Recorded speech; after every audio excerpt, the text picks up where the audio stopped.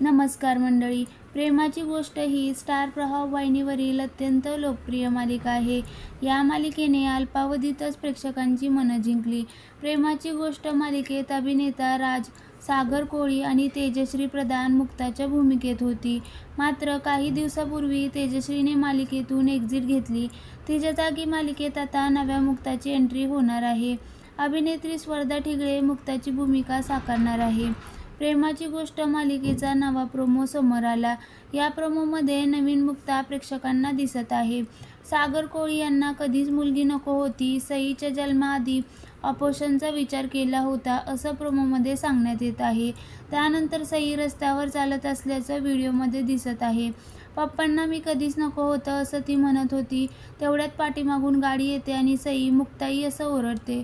तेवढ्यात मुक्ताची भूमिका साकारणारी स्पर्धा ठिगळे सईला वाचवत असल्याचं दिसत आहे. मात्र हा प्रोमो पाहून चाहते नाराज झाले आहे. नव्या मुक्ताला पाहून चाहते खुश दिसत नाही.